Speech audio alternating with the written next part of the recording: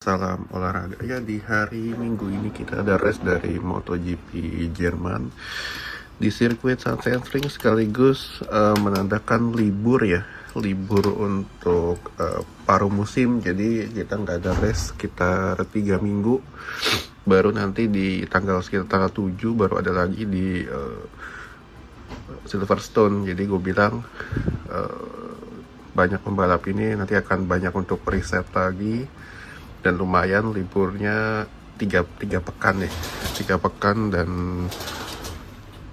dan berapa pembalap kan kayak base segala ini kan cedera ya, jadi mereka bisa recovery yang cukup ya. Gue bilang untuk paruh musim ini gue bilang cukup menarik, karena kan awalnya Aprilia ini ya menang terus, sering menang, tapi ujung-ujungnya Ducati ya dengan Marquez kembali menebar ancaman. Jadi praktis setelah dia sembuh dari cederanya ya, dia 2 kali naik ke meja operasi, dan ya baru di sirkuit Mugello dia bisa 100%, dan dia bisa untuk meramaikan perebutan gelar juara lagi. Walaupun gue bilang Ducati tahun ini nggak sedominan tahun lalu. Ya, untuk di sirkuit Sachsenring ini kembali gue bilang anti clockwise, sirkuitnya Mark, gampang banget dibalap, 30 lap ya, nggak tersentuh, jaga gap 2 menit, 1 menit, 3 menit, 3 detik. Dan tadi sebenarnya adanya sempat nempel ya, tapi ya memang gue bilang Alex ini masih inkonsisten, dan ya dia nggak bisa ngikutin pace kakak-kakaknya lah, dan dia jatuh slip ya murni karena kesalahan dia sendiri, murni bannya slip, kunci, jatuh, dan dia gagal dapat podium.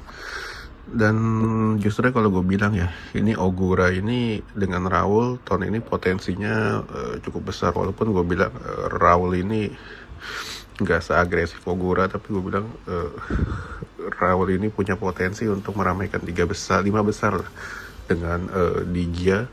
Sedangkan untuk Ogura ini bisa dibilang kalau dia bisa konsisten dan dia bisa agresif, ya bukan nggak mungkin ya dia bisa meramaikan perebutan gelar juara dunia.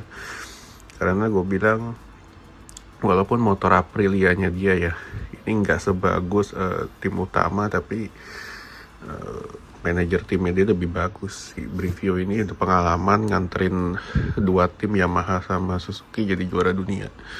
Dan bukan nggak mungkin dia akan lakuin hal yang sama dengan Aprilia. Ya, di posisi ketiga Raul, 4 ada Pedro. Ya, Pedro gue bilang udah give up dengan KTM. Di mana kembali dia satu-satunya rider KTM yang bisa finish di 5 besar. Dan gue bilang KTM ini hampir 2 musim nggak ada 2-3 musim lah nggak ada perkembangan. Jadi gue bilang gak heran KTM ini susah untuk sekedar bersaing di 5 besar. 5 Jorge Martin, gue bilang Martin ini belum sembuh 100% setelah dia cedera. Jadi